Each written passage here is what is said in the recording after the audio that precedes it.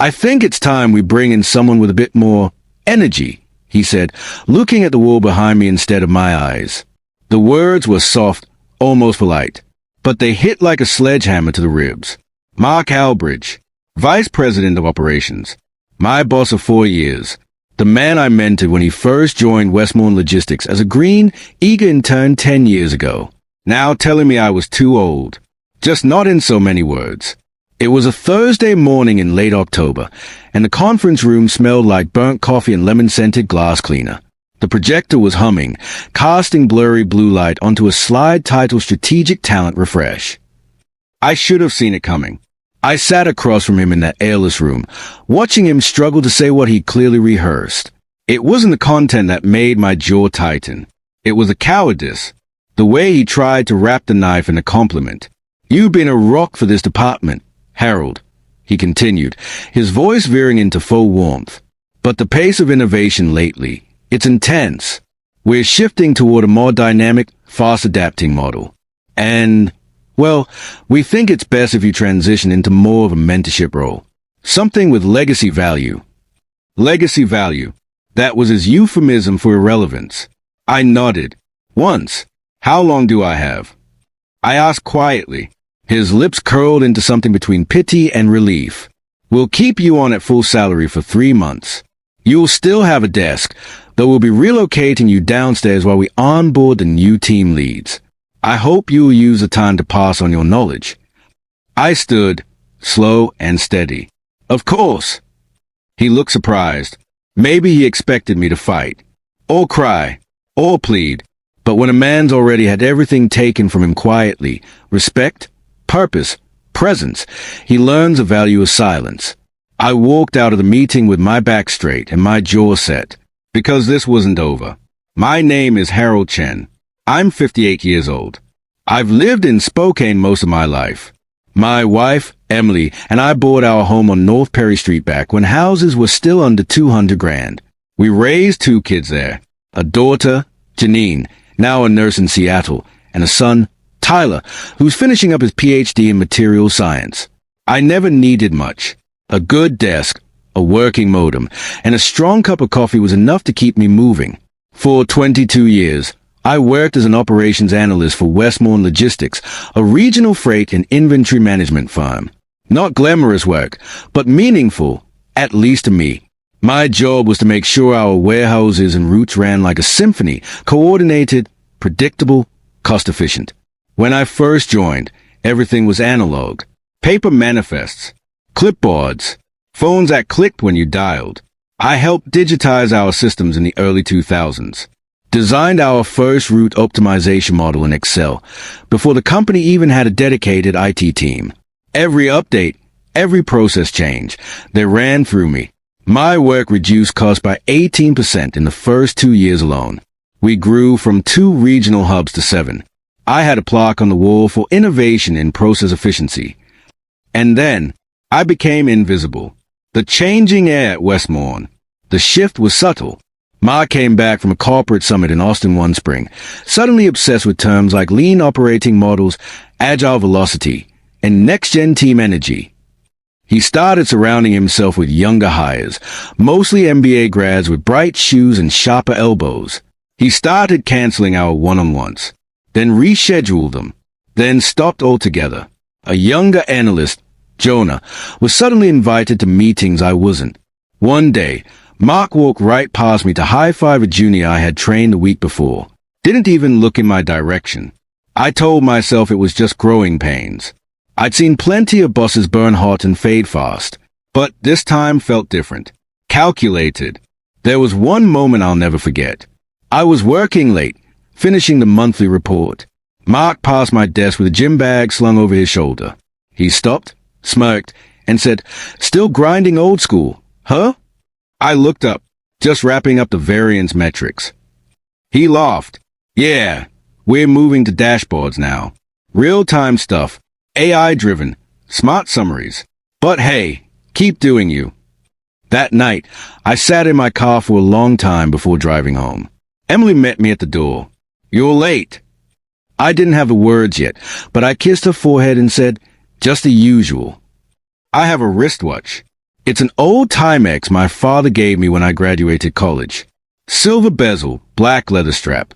The second hand ticks loudly in quiet rooms. When Mark told me I was being transitioned, I looked at that watch instead of him. I focused on the rhythm. Tick, tick, tick. He thought he was running out the clock on me, but I was just beginning to count. I didn't get mad. I got curious. That weekend, while the house was still and Emily was out gardening, I sat down with a legal pad and a cup of black coffee and wrote a simple question. What does Mark actually do all day? It seems petty, maybe, but in logistics, inefficiencies kill profit. And people who pretend to be useful, they are the most expensive inefficiencies of all. So I began watching. On Monday, they moved me downstairs. Temporary relocation, the HR assistant chirped. Her smile was too wide to be honest. The room used to be a file storage closet. Someone had crammed in a desk and a monitor. No windows. One flickering overhead bulb. But the network port worked. And the Wi-Fi reached. That's all I needed. They thought they'd buried me. Really, they'd given me a lab. I didn't make noise. I didn't file complaints. I just paid attention. I noticed things most wouldn't. Mark's calendar was filled with strategy sessions, but he spent half of them in the cafe across the street. He delegated report writing to Jonah and 2 interns, then presented their work as his own in meetings I was no longer invited to. He approved a $12,000 a month subscription to a SaaS platform that mimicked what I'd built years ago in Excel, except slower, clunkier, and somehow still missing key integrations. I saw emails fly by, complaints from warehouse managers about delays and duplicate manifests. I started pulling the threads. Using my internal login, I ran an audit on the new system's output. Mark's smart dashboard was flagging the same truck for 3 separate dispatches in the same hour. Errors like this weren't just annoying, they cost the company thousands per day. But no one was fixing them. They were too enamored by buzzwords. I kept records, screenshots, logs, timestamps. Everything went into a folder I labeled Mosaic. A week later, they hired a new analyst, Logan, mid-20s, wore designer sneakers and spoke in half acronyms. He shadowed me for 2 days before declaring he had a different approach to logistics. On day 3, I watched him Google how to create a pivot table. I wasn't angry. I was fascinated. Mark didn't want better. He wanted obedient. I have a small die-cast model of a delivery truck. My daughter gave it to me when she was 12. So your job doesn't feel like just numbers, she said. I kept it on my old desk. They didn't move it when they relocated me. One night, after hours, I walked upstairs to the now vacant desk and found it sitting alone in the drawer, under a stack of unused HR forms. I took it back to my new space, set it right next to my monitor. I looked at it and thought, this is what they forgot? That behind every shipment, every spreadsheet, is something that matters. That night, I opened up Visual Studio Code. I dusted off my old scripts, and I began to build. I called the new system Hawk. Why? Because it would see everything. Every route, every delay, every inconsistency in Mark's so-called improvements. I stayed late every night, writing clean, modular Python code. I used open source packages, no licensing bloat. Connected it to live traffic APIs, warehouse schedules, driver shifts. Added redundancy alerts, real-time eaters, cost-benefit breakdowns, even predictive weather adjustments.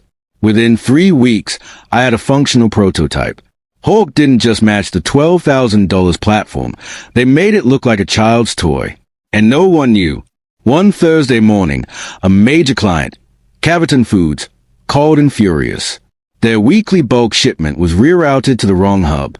Perishable goods sat for 12 hours in a non-refrigerated truck.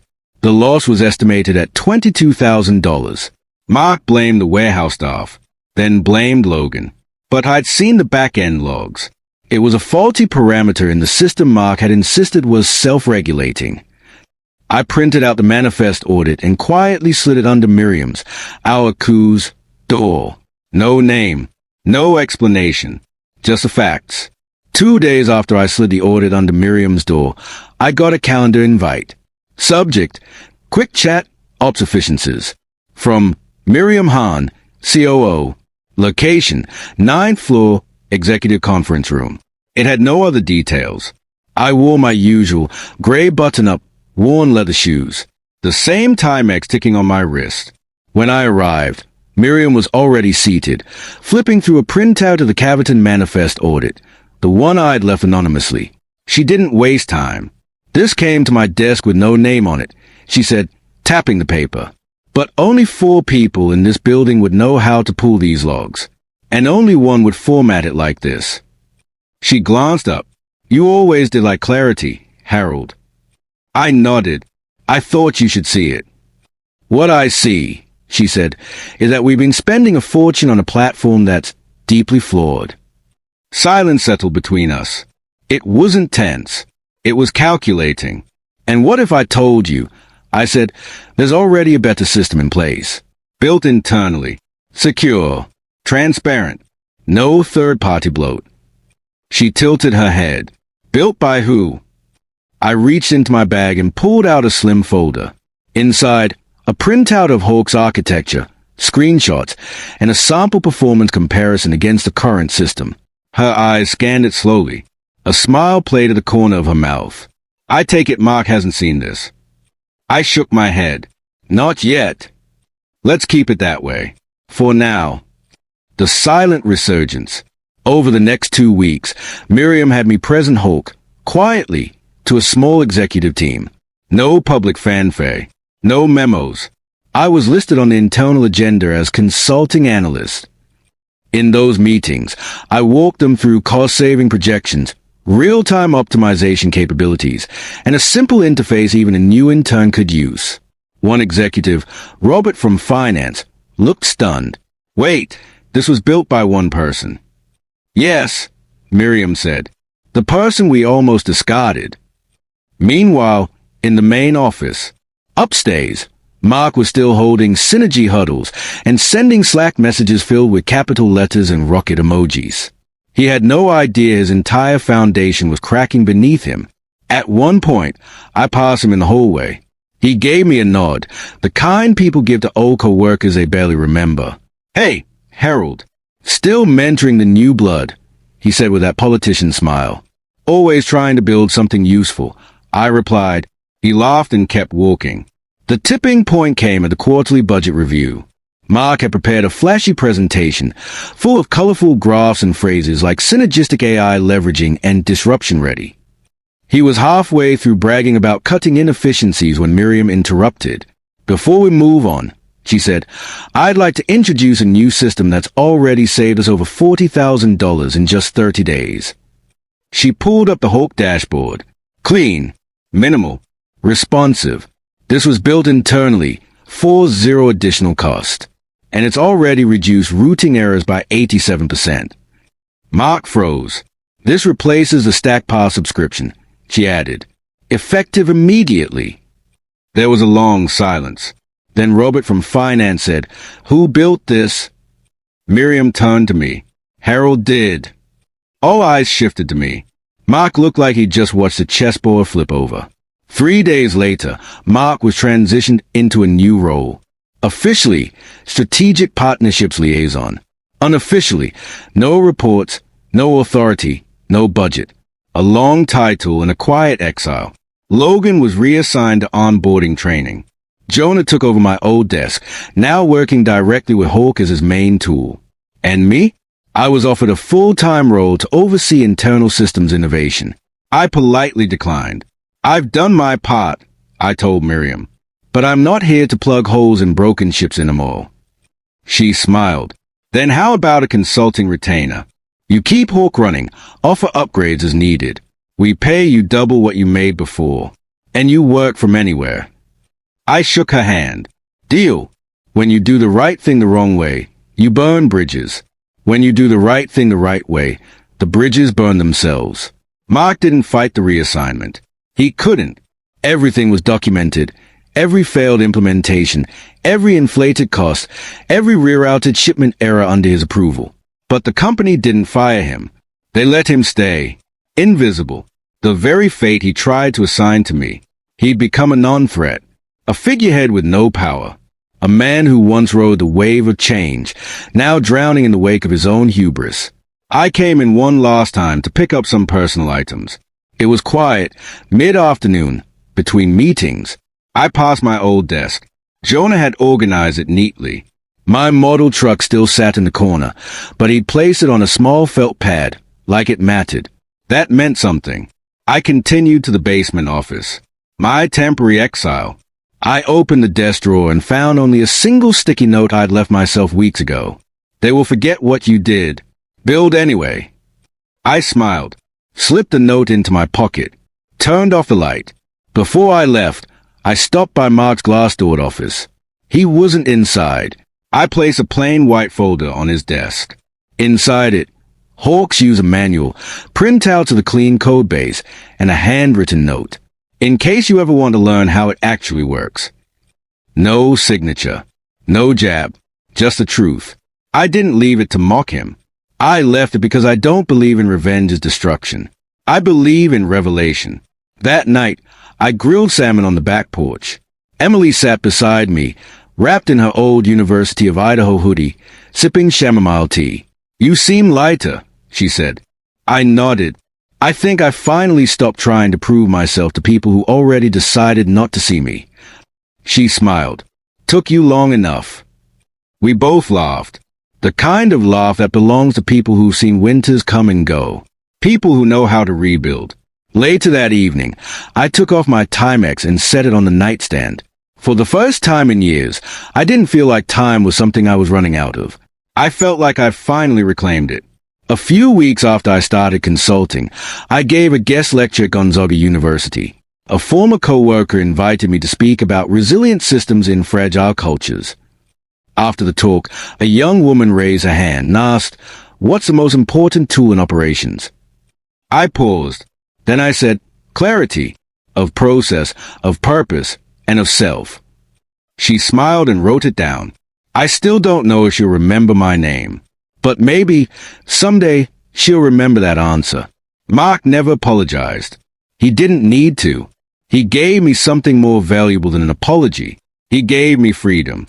He reminded me that sometimes the best thing that can happen is being underestimated by the wrong person, because it forces you to prove your worth to the only person who really matters, yourself. Sometimes the strongest revenge is rebuilding. Ever let someone think they'd won, while you were already planning your next move? That's not weakness. That's strategy. Share your story in the comments. And if you haven't struck yet, maybe it's time to get inspired. Subscribe, because justice is a dish best served one step ahead.